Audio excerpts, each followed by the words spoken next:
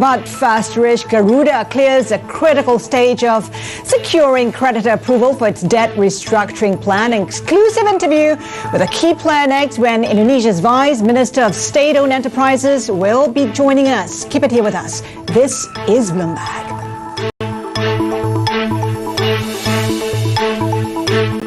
Indonesia, an Indonesian court has approved a $9.6 billion restructuring plan for Garuda. This means the state-backed carrier can proceed with a rights issue to raise additional funds as it seeks to capitalize on the rebound in international travel. Our next guest is a key person in Garuda's debt restructuring process.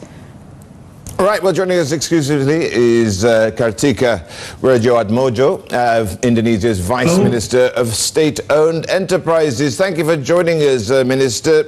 So you've managed to get to this critical stage, cleared that critical stage of securing creditor approval, if you like, for this debt restructuring. The thing is, where will it leave Garuda by the end of it? It'll be a much smaller carrier by all accounts.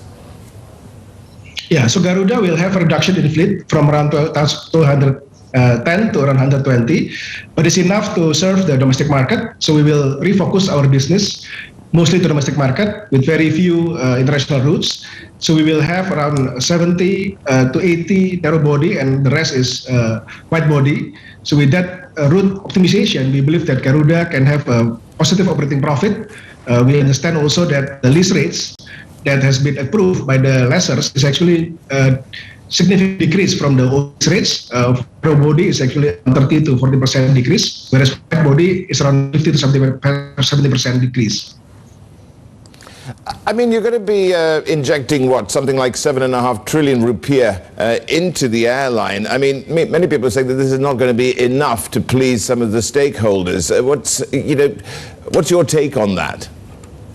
Yeah, the 7.5 trillion, most of it in the early stage is going to be used to rejuvenate the maintenance of the aircraft. So we hope by deploying the 7.5 trillion, by end of the year, we could operate the whole 120 aircraft. So looking at the current model of the routes and also the profitability, even on May, we already make a positive operating profit. And with the reduction of lease rates, which is going to start effectively next year, we believe that starting January 2023, we will have a positive operating profit that I think is going to be a good positive improvement. Even prior to COVID, we haven't really booked a monthly operating profit before. So the next plan is really to engage international investor also for the second round of the right issue. We believe in the current strategy with us trying to move to a more optimized route, and also with the reduction of lease rates and also with the adjacent business from cargo, we believe that we can provide a good return for the new investor coming in. So currently the share price is suspended in the stock exchange. So we are in the discussion with the Capital Market Authority. We believe that once we have all the legal drafting completed, we will have our share release again, and the stock exchange hopefully early next year. Minister, Garuda has talked about seeking strategic foreign investors. Where is it with that? Yeah, so there are two types of investors that we are currently in discussion. First is, of course, is the international airlines. As you know, a lot of the hub players doesn't have a strong domestic market, whereas Indonesia, along with China and US, probably one of the strongest domestic market, and is growing very fast. We believe that the domestic recovery can hit rate of 2019 traffic by early 2023. And after 2025, we believe we can surpass the number of traffic before COVID. So therefore, with the recovery of domestic market, we believe it can attract other airlines globally that play as a hub player to be our long-term partner. The second type of investor is the financial investors. As I mentioned earlier, with the current share price, which is actually undervalued, we believe that the current structuring enable us to restructure the balance sheet and also produce a positive EBITDA moving forward. So we are trying to engage also financial investors that believe in the recovery story and the equity story moving forward. So, Minister, give us some clarity. Who are you in talks with? Can you give us some names? Sorry, it's still on a very confidential stage. But I think we are talking to some of the large hub carrier. That's one of the group, and the second one is the local investors and also some private equity or sovereign wealth fund. Now, tell me something here, Minister. I mean, this is a deal which, of course, ultimately also you have to deal with some of the partners that Garuda has, a relationship with the leases of aircraft, that sort of those sort of relationships here. Are you confident that you can actually make those relationships work? And on top of that, how would it affect future plane orders in your view? Yeah. So during the restructuring, we deeply engage with all of the lessors. So we are not only negotiating the past dues that currently is being approved to get the 81% haircut effectively. That is, I think, something that we are really grateful for the cooperation of all the creditors and lessors. But during the process in the past 7 months, we also negotiate the future usage of the aircraft, including the future lease rates. And I think the negotiation with all lessors has been done in a very professional and very transparent way. And we can engage them in a very positive way. We believe we have strong support from the lessor community, and I personally also would meet them after this to thank the support for the PKPU process. And I think with the prospect of international lessors to Indonesian domestic market recovery, I think we believe they are still looking for new businesses for Garuda in the future. Of course, for us to actually start to procure airlines is going to be a more long-term prospect. But at least in the first couple of years, we will maintain the relationship, and we are very committed to serve the current liabilities and also to use the aircraft with the prevailing lease rate that we agreed upon during the PKPU. Minister, the government has said that it will likely hang on to its 51% stake in Garuda. Why is that?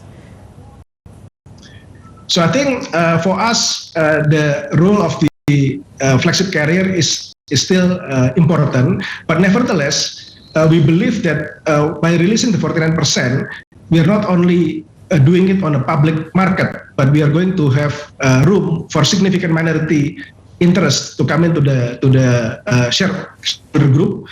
So the 49%, if it is sold or acquired by certain parties or consortium, we are willing to actually share the control. So I think that's the key word, that regardless the ownership at 51%, but we are willing to actually share control.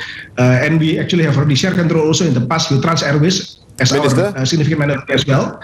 So therefore, I think we are open for negotiation from the early stage, how we could improve the management and also the business plan and also the operational efficiency.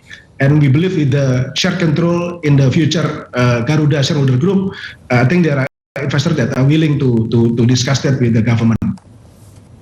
I mean, if your intention may be also, to, as you just mentioned, streamline the airline, it's got to get right-sized internally as well, so there'll be job losses here. And, would that then make this airline more, perhaps, attractive to other carriers to take a big stake, for instance? Yeah. And what sort of job losses are you anticipating? Yeah. So before I talk about the overhead costs, let me just give you a bit of a view on the lease rates here. In the past, Garuda is known to be one of the most expensive in terms of lease rates to revenue percentage. It was almost 30%. With the current lease rate that we are agreed upon and with the reduction of the fleet and also the optimization of the fleet, we can reduce the lease rates to revenue to around 12 to 14%. So that I think is already aligned with the most regional benchmark. So on the overhead costs, I think we are looking into it. We are currently discussing with the union how to actually optimize the current workforce, and we are actually having a holding Aviata group on the background that we are preparing in the future to inject Garuda to this holding. Hence, we can optimize the usage of our employees to other holding members. So this is something that we plan, how to actually reduce the employee, but trying to push it to actually support our other operation and our Aviata holding. Our Aviata holding, for information, is a holding that we are recently formed, which is consisting of the airport companies who run all the airport in Indonesia, and also hotel, retail, and also tourist destination business. So I think with the integration of this Aviata with Garuda in the future, we can manage this overhead cost and also to channel the excess employee to other business that we have. Minister, thank you so much for your insights today. Kartika Widjoatmojo, Indonesia Vice Minister of State-Owned Enterprises. Of course, it's an exclusive on Bloomberg. Plenty more ahead. Keep it here with us. This is Bloomberg.